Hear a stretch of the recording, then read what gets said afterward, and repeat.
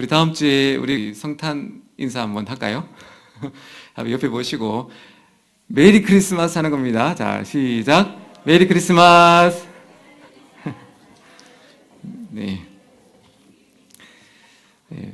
올해는 이렇게 연말 분위기가 이렇게 많이 안 나는 것 같은데 우리라도 연말 그 성탄 분위기를 많이 냈었으면 좋겠습니다. 우리 성탄절을 이제 영어로 보시면 크리스마스 이렇게 우리가 말하죠. 크리스마스. 그 뜻을 찾아봤더니 이런 뜻이 있습니다. 구세주를 뜻하는 그리스도와 그리고 예배를 뜻하는 마스, 이 뜻이 합쳐진 말로 그리스도의 탄생을 축하하고 예배한다. 이게 크리스마스 뜻이랍니다. 예수님은 평화의 왕으로 오셨죠. 그리고 또 우리와 함께 하시는 임마누엘의 하나님으로 오셨고요. 우리를 구원하실 메시아 그리스도라고 우리에게 소개해 주시는 겁니다. 그래서 우리가 이제 이 성탄절을 한 주 앞두고 있는데요. 우리는 이 평화의 왕으로 오신 예수님을 기뻐하고 그리고 또 찬양하고 오신 예수님을 또 오실 예수님을 기다리는 그런 우리 연말, 그 설레는 연말 보내시길 예수님 이름으로 축복을 드립니다. 이사야 선지자가 이 메시아가 오시면 이런 일을 할 거라는 예언을 하는데요. 포로된 자는 자유케 될 것이다. 눈먼 자는 다시 보게 될 것이다. 눌린 자는 자유롭게 해주실 거다. 이거를 700년 전에 예수님 오시기 700년 전에 예언을 한 겁니다. 오늘 제목은 예수님의 사역인데요. 실제로 예수님은 살리는 사역을 사시게 됩니다. 회복의 사역이셨고요. 그리고 만나는 사람들은 다 자유케 해주시는 그 일들을 성경 이제 오늘 말씀이 시작되는데요. 이 뒷부분을 보시면 예수님의 사역이 예수님을 만나고 자유케 되지 않은 사람, 행복해지지 않은 사람, 변화되지 않는 사람은 성경에 단 한 명도 없는 것들을 성경은 낱낱이 기록하고 있는 겁니다. 그가 어떤 형편에 있든지 어떤 문제에 있든지 그거는 상관이 없어요. 그가 38년 된 병에 앓았든지 태어나면서 못 보든지 아니면 뭐 몇 년의 병이든지 심지어는 죽었던 사람이든지 예수님은 그들을 자유케 하신 것을 성경은 아주 정확하게 기록하고 있는 거예요. 그래서 이 세상은요, 예수님이 꼭 필요하다는 겁니다. 여러분, 성탄절 누구를 기다립니까? 우리 선물을 기다리기도 했고, 저도 7살 때까지는 정말 산타 할아버지가 살아있는 줄 알았습니다. 그 꿈이 깨어진 게 바로 우리 누님이 거짓이라고 얘기해 주는 바람에 제가 환상이 다 깨졌는데, 산타클로스의 선물이 아니라 성탄절은 예수님이 우리에게 자유케 해주시러 오시는 바로 그런 복된 날이라는 거죠. 여러분, 그래서 그 성탄절을 맞이하실 때 설레임으로 또 기대하심으로 기쁨으로 우리 성탄절을 맞이하시기를 바랍니다. 어두운 인생을 예수님이 자유케 하신 거예요. 그리고 이 어두운 세상을 밝은 빛을 비춰주신 겁니다. 오늘도 우리와 함께 하시는 예수님이 여러분의 모든 슬픔, 모든 눈물, 불안, 억울함, 소외, 그리고 얽매인 관계의 이 실타래들까지 깨끗하게 다 풀어주실 줄로 믿습니다. 그 자유케 하시는 예수님을 우리가 오늘 만나기를 원합니다. 우리가 2주 동안 살펴본 말씀을 이제 오늘 누가복음 앞에 살펴본 내용을 정리해 보면 이 반복되는 단어가 나옵니다. 반복되는 단어요. 누가복음 3장 22절에 세례를 받으실 때 성령으로 충만하게 되셨다. 살펴봤죠. 누가복음 4장 1절에 광야에서 40일 동안 성령에게 이끌리셨다. 우리가 지난주에 살펴봤습니다. 누가복음 4장 14절 예수께서 성령의 능력으로 다시 갈릴리로 돌아오셨다. 그것이 이제 지난번의 말씀이었고요. 살펴보면 전부 다 예수님께 따라다니는 동일한 수식어가 바로 성령으로 하셨다라는 것을 우리가 알게 되는 겁니다. 예수님의 사역, 오늘 제목처럼 사역은 한결같이 무엇으로 하셨다고요? 성령으로, 또 성령으로, 마지막으로 성령으로 우리 주님께서 사역을 하셨다는 것을 반복해서 우리에게 집중해서 가르쳐주는 말씀인 거죠. 예수님은 성령님과 언제나 동행하셨다는 거죠. 그래서 예수님께서 오늘 말씀에 포로된 자를 자유케 하신다는 그 원리가 예수님이 만나주시는 분들을 모든 환자든지 귀신 들린 자든지 죽은 자든지 감옥에 갇힌 자든지 자유케 하시는 그 방법은 무엇으로 하셨다고요? 성령으로 그들을 자유케 하셨다는 것을 이사야 선지자가 이거를 지금 집중적으로 우리에게 가르쳐주고 있는 말씀인 겁니다. 그렇다면 지금 여러분이 예수님으로부터 무엇인가 자유케 되려면 어떻게 해야 된다고요? 마찬가지입니다. 우리도 성령으로 예수님을 믿고 성령으로 예수님을 의지할 때 그 예수님이 여러분에게 자유케 해주시는 그런 은혜를 저와 여러분이 맛보게 될 줄로 믿습니다. 그래서 우리는 항상 성령을 빼서는 안 된다는 거죠.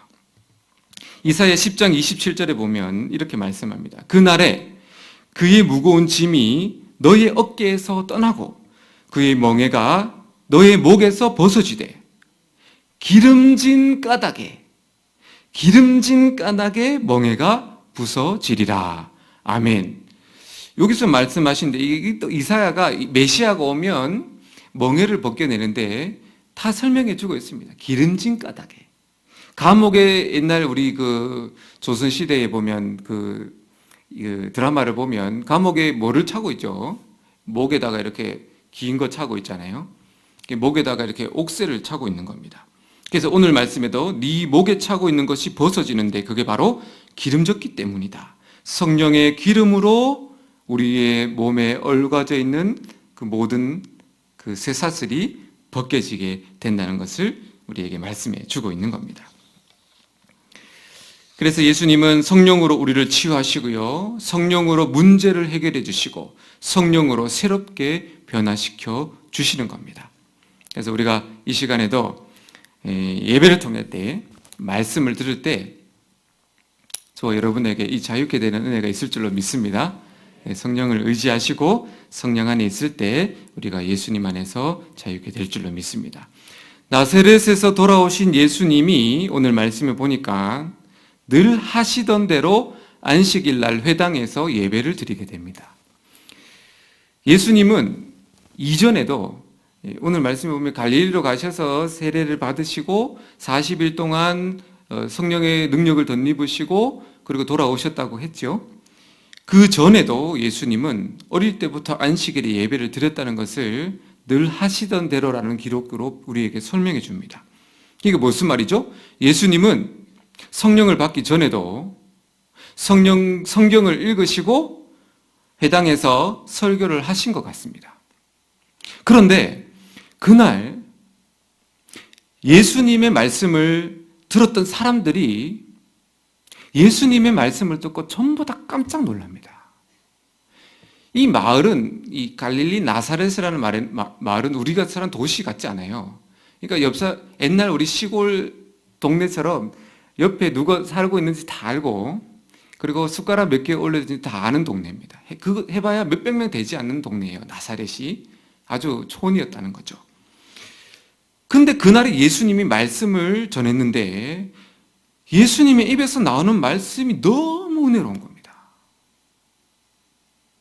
사람들이 예수님의 말씀을 듣다가 그 말씀, 입에서 나오는 말씀이 너무 주옥같이 은혜로우니까 사람들이 막 수군거리기 시작해요. 아니, 막 이제 사람들이 막 이제 서로, 아니, 이 사람은 요셉의 아들이 아니냐. 그러니까 예수님 얼굴 다 안다는 겁니다. 이게 무슨 말이죠? 이 사람은 요셉의 아들이 아니냐. 이거는 너무 놀래서 하는 말인데 뭐냐? 저 청년은 아비는 일찍 죽고 생계 때문에 목수일로 그 어릴 때부터 목수일로 제대로 배우지 못한 마리아의 아들이 아니라는 그런 말을 지금 뉘앙스를 풍기는 겁니다. 배운 적이 없는 거예요, 예수님은.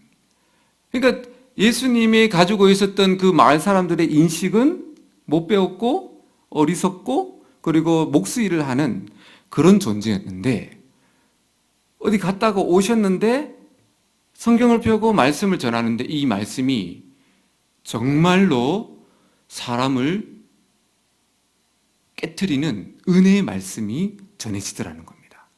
지금 말 사람들이 다 놀란 겁니다. 어떻게 된 거야? 도대체 저 예수에게 무슨 일이 일어난 거야? 이렇게 된 거죠. 지금까지 그들이 한 번도 들어보지 못했던 바리새인들이나 서기관들의 설교, 보통 그 회당이나 설교 시간에 말씀을 전했던 사람들은 학자들입니다. 그러니까 성경 박사들인 거죠. 옛날에 보면 바울이 가마리엘 문화에서 배웠다고 하잖아요. 그런 출신들, 바리새파 사람들이 보통은 성경을 가르치는 선생님들이었어요. 그런데 그런 설교와는 완전 차원이 다른 설교를 예수님이 하신 겁니다. 한 번도 들어보지 못한 너무너무 은혜로운 그 말씀을 지금 예수님이 그날에 하신 거죠. 그런데 놀라운 것은 뭐냐면 예수님의 은혜로운 말씀을 들은 사람들이 우리 같으면 정말 은혜로운 말씀이면 아멘, 아멘, 믿습니다, 따르겠습니다라고 할 것 같잖아요. 그런데 오늘 말씀의 뒷부분 읽지는 않았는데 그 말씀을 들은 사람들의 반응이 그 말씀, 예수님 말씀 듣기를 거절해버립니다. 신기하죠? 오히려 예수님을 잡아다가 성 밖으로 끌고 나가요. 예수님의 목덜미가 지금 잡힌 겁니다. 그리고 예수님을 끌고 성을 나가서 성 나가면 낭떠러지가 있었던 것 같아요. 거기서 예수님을 밀어서 떨어뜨려서 죽이려고 하게 됩니다. 성경 뒤에 나옵니다. 도대체 이 사람들이 은혜를 너무 은혜롭다고 하는데 왜 태도는 예수님을 못 죽여서 그렇게 지금 이 사태가 일어났을까요? 왜 그런 것 같습니까? 말씀의 빛이 이 사람들의 마음 속에 어두운 부분을 비췄다는 겁니다. 말씀은 아무도 모르게 나만 아는 깊이 꼭꼭 숨겨둔 죄를 이 죄를 들춰내기 때문이에요. 진짜 은혜의 말씀은 나를 아프게 한다는 거예요. 내 죄를 고발하기 때문에 그냥 앉아 있을 수가 없다는 겁니다. 예수님 말씀이 은혜롭다는 것은 다른 말로 하면 그 사람들의 마음속에 있는 죄와 그 어떤 문제를 지금 예수님이 너희 죄인이라고 말하지 않았음에도 불구하고 스스로 그것을 드러나게 하신 거죠. 그래서 그들은 견딜 수 없는 겁니다, 지금. 그래서 말씀을 듣다가 가슴이 막 애려오고 아파오는 거예요. 그리고 막 괴로워요. 그래서 이제 하나님께서 우리가 하나님께 죄를 다 회개하도록 성령께서 그렇게 지금 그 말씀 가운데 예수님의 말씀 가운데 인도를 하신 거예요. 요한복음 16장 8절에서 예수님이 제자들에게 성령이 오셔서 하실 일을 이렇게 소개합니다. 그가 와서 죄에 대하여, 의에 대하여, 심판에 대하여 세상을 책망하시리라.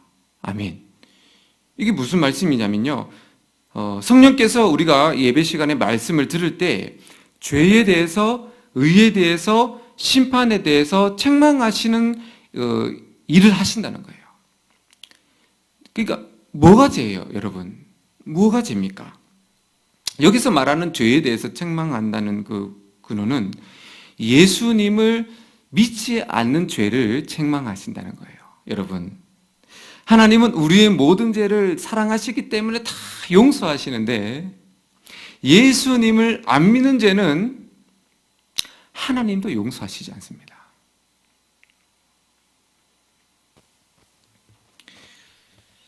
이 말씀을 들을 때, 내가 예수님을 믿는구나. 내가 믿는 자라고 여기고 왔는데, 말씀을 듣다 보니, 내가 오늘 한 주간도 예수님을 온전히 믿지 못하고 살았구나.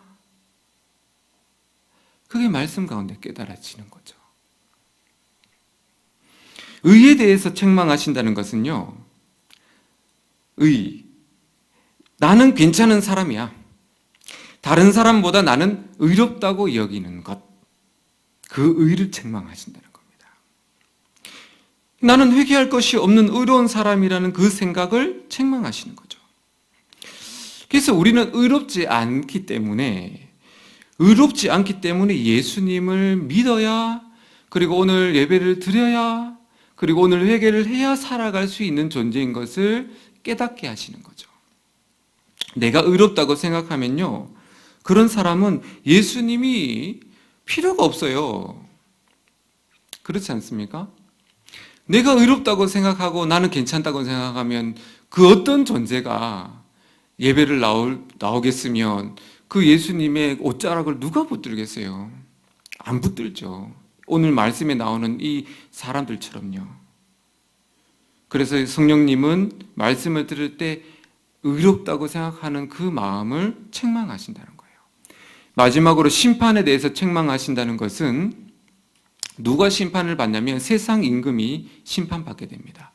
곧 사단 마귀를 심판하시겠다는 말씀이에요. 이게 무슨 말씀이냐면 여러분과 제가 말씀을 들을 때 성령님이 하신 일은 우리가 알게 모르게 세상 속에 살면서 마귀가, 악한 영이 나도 모르게 심어놓은 생각, 거짓, 슬픔, 번민, 연민, 그리고 외로움, 수많은 두려움, 걱정들을 우리 가운데에 이것들로 옷을 입혀놓은 겁니다.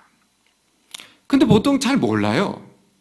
근데 언제 이것이 성령님께서 책망하시냐면 말씀을 들을 때예요.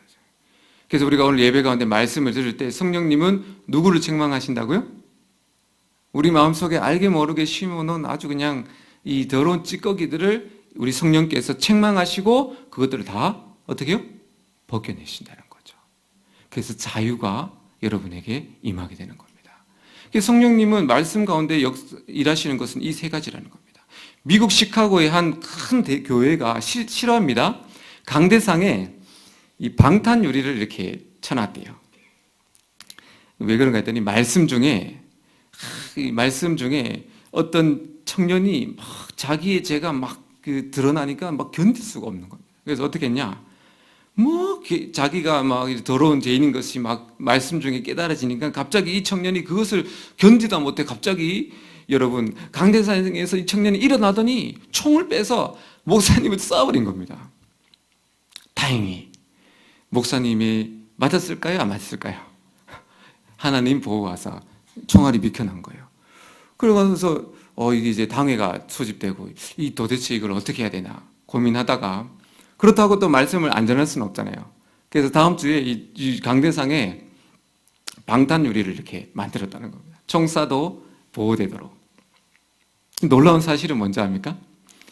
성도들이 막 그 말씀을 들으면서 막 죄가 깨달아지고 막 죄가 아프고, 어떤 사람들은 막 죄를 깨달으니까 막 이가 막 갈리는 거예요. 막 짜증 나고 막 분노가 일어나고. 이게 은혜의 말씀이 전해졌을 때는 다 그냥 웃는 게 아니라 이게 다 다르다는 겁니다. 사람들마다.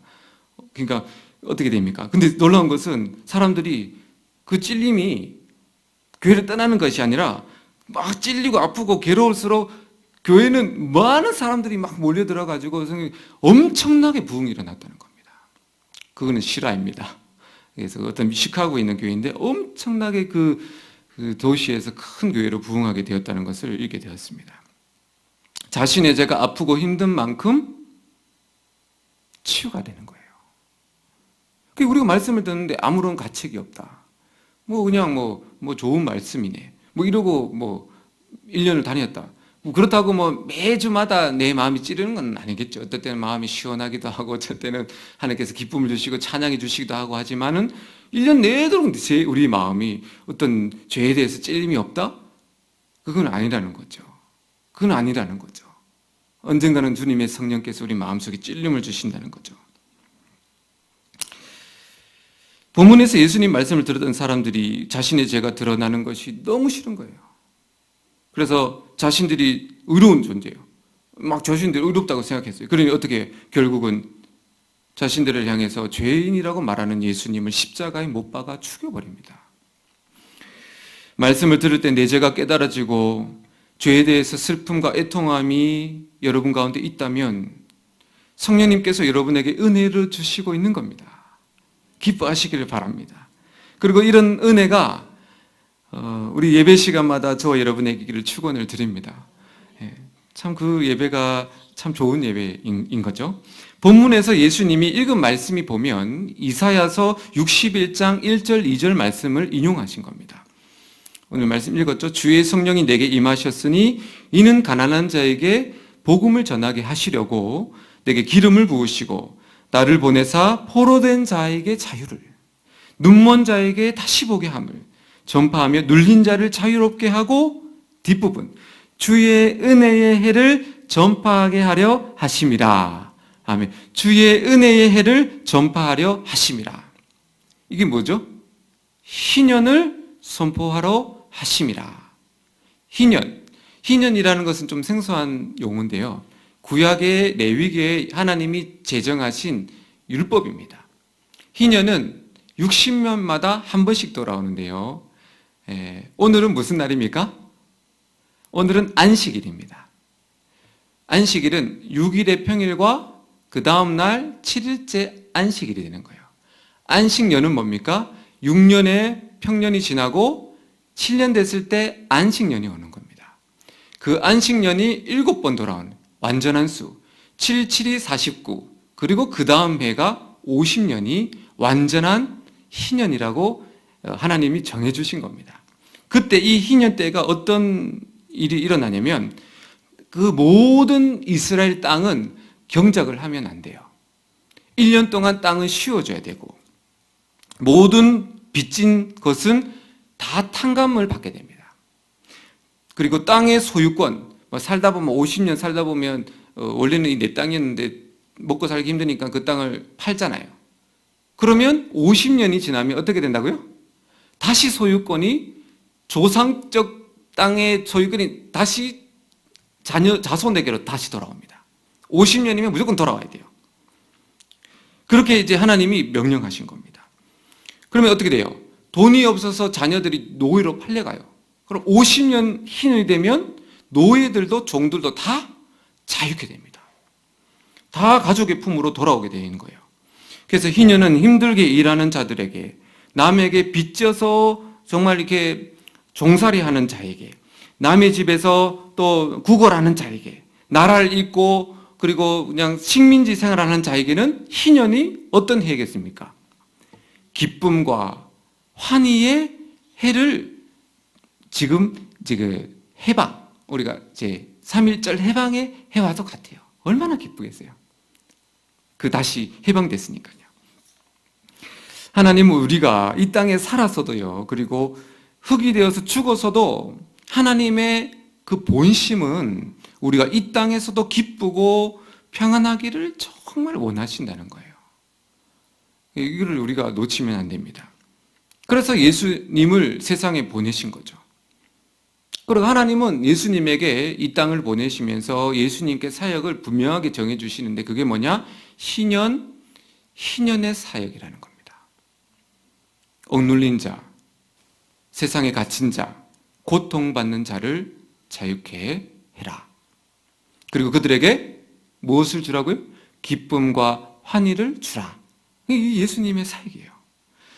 그러니까 우리도 살아온 형편도 다 다르고 과거에 받아온 상처도 다 달라요. 그리고 지금 우리에게 지금 풀어야 될 문제도 다 달라요. 그러나 오늘 뭐예요? 예수님께서는 우리의 형편과 여건 다 달라도 예수님은 분명히 여러분에게 기쁨과 환희를 주시려고 여러분을 찾아오실 줄로 믿습니다. 그거를 우리가 꼭 붙잡아야 되는 겁니다. 감옥에 갇힌 세례 요한이 죽기 전에 제자들에게 예수님을 한번 찾아가서 물어보라고 합니다. 뭐를 물어보냐면 오실 메시아가 당신이 맞습니까? 라고 물어봅니다. 우리가 다른 사람을 기다려야 다른 일을 기다리오리까? 그때 마침 예수님이 무슨 일을 하셨냐면 질병과 고통과 악기 들린 자를 많이 고치시고 있는 중이었어요. 많은 맹인을 보게 하시는 중이었습니다. 그래서 그때 주님이 말씀하시길 너희가 가서 세례 요한에게 전해라.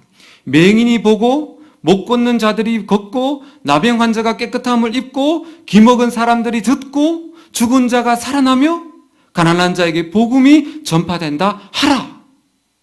뭐예요? 이게 메시아 대신 예수님의 사역인 것을 말씀한 겁니다. 여러분, 예수님의 사역은요, 우리가 예수님을 믿는다는 것은 우리 영혼만 천국에 가는 구원이고 이 땅에서 우리가 그냥 기쁨 없이 살아가는 사역이 아니라는 겁니다. 예수님 사역은 전인격적인 사역입니다. 혼, 육, 영, 그리고 여러분의 삶의 모든 부분을 예수님은 자유케 하시는 것을 원하십니다. 그래서 예수님을 믿는다는 것은 진짜 온전한 자유고 온전한 기쁨이고 우리 삶 자체가 기쁨이 회복되어 여러분 콩콩 뛰면서 살아가는 것이 가능하다는 거예요. 예수님을 믿었는데도 여전히 삶이 풀어지지 않는다. 이게 아니라는 겁니다. 성경 볼까요? 성경에서 예수님 만난 많은 사람들 중에 대표적으로 여러분들이 다 할 만한 사람 3명, 우물가 여인, 그 다음에 삭개오, 그 다음 거지 바디메오 얘기를 보고 그들이 진짜 어떻게 됐는지를 보겠습니다. 공통점이 있습니다. 그들은 전부 다 감옥에 갇혀서 아주 우울하고 고통과 억눌림과 포로된 자로 살아간 대표적인 인물이에요. 다이지만은 친히 예수님이 찾아가셔서 만나주신 대표적인 사람이 이 3명입니다. 우물가 여인이 여러분들이 많이 들어서 아시겠지만 마을 사람들을 만나는 게 두려워서 언제 우물에 갔다고요? 정오, 낮 12시 가장 해가 뜨거워서 마을 사람들이 다 오침하는 그 시간에 우물에 물을 기르러 왔다는 겁니다. 사람들을 만나는 것이 두려운 거예요. 왜일까요? 사람들이 자꾸 자기를 보고 더러운 여인이라고 했기 때문이에요. 그러니까 이 여인에게는요, 마음에 너무 큰 상처가 있어요. 여러분, 상처받은 사람이 어때요?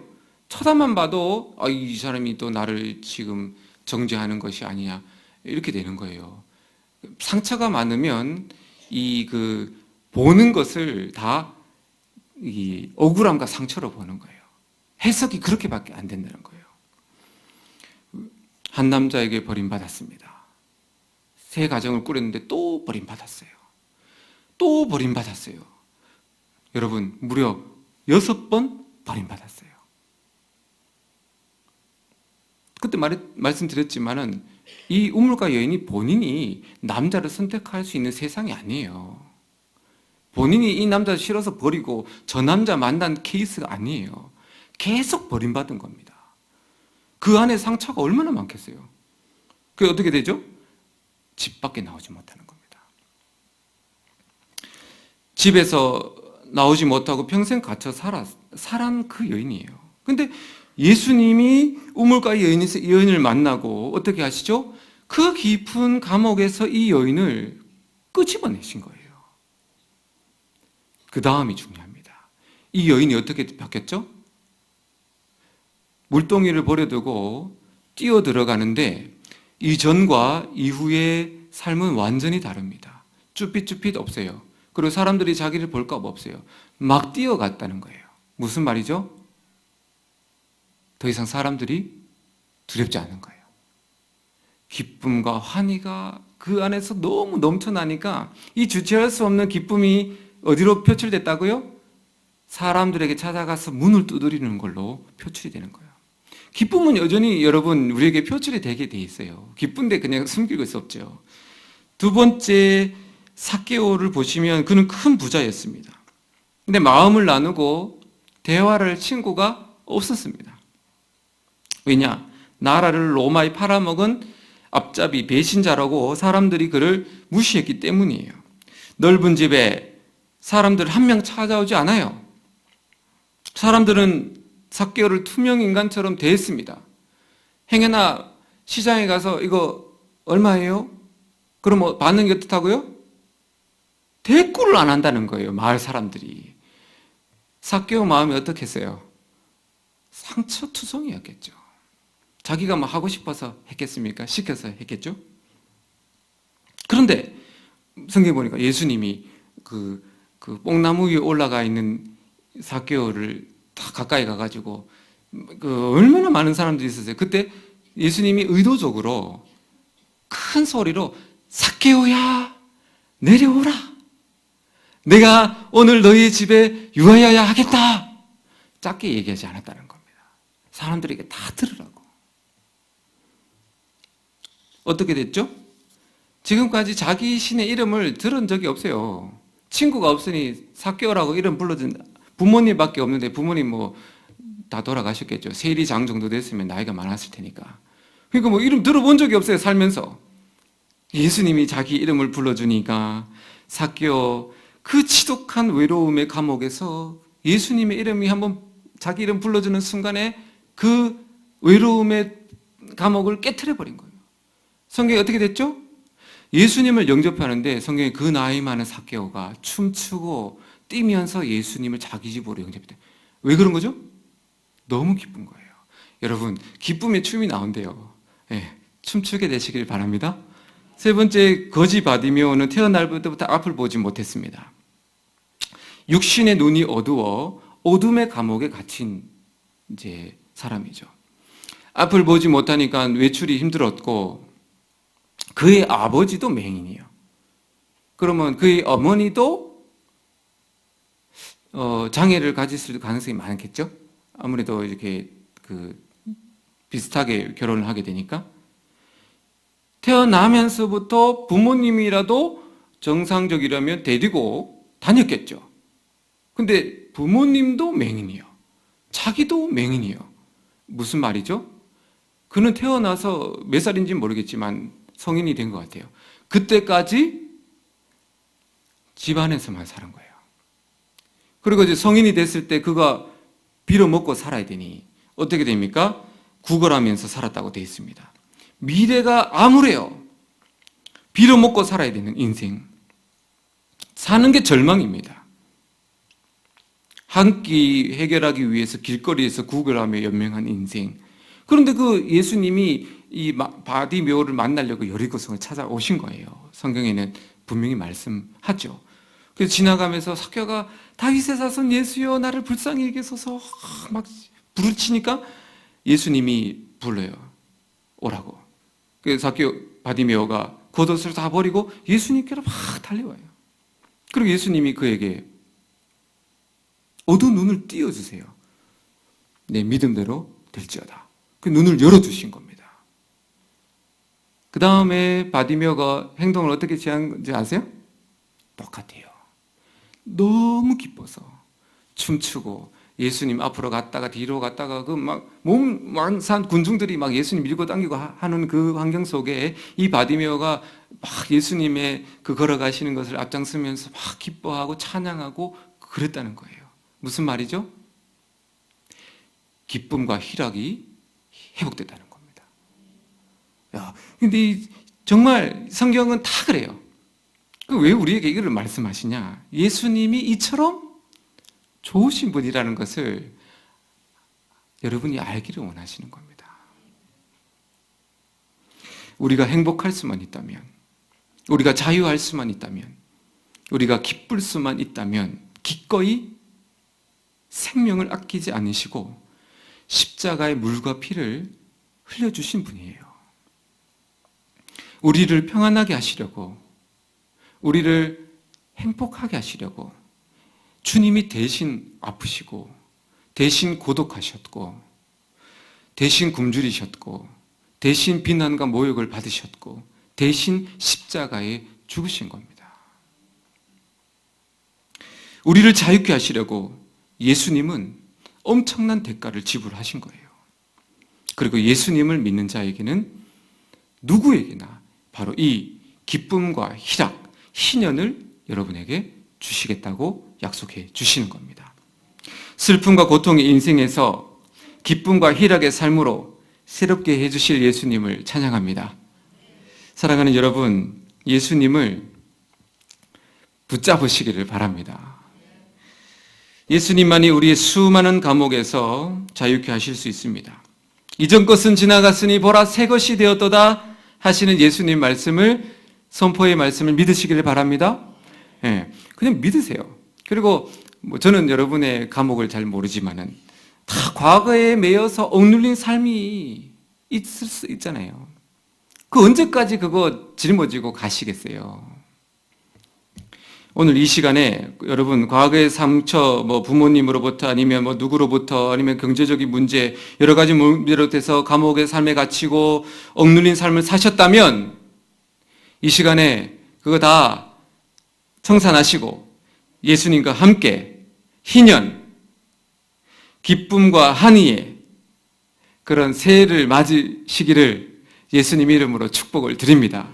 그래서 성탄절에도 그것을 믿고 연말 이제 2주밖에 안 남았는데 우리가 새해에는 여러분에게 희년의 한 해가 될 줄로 믿습니다. 예수님이 반드시 예수님의 이름으로, 예수님의 능력으로, 예수님의 보혈로 여러분의 묶인 것들을 다 풀어주실 줄로 믿습니다. 이 시간에 우리 찬양하면서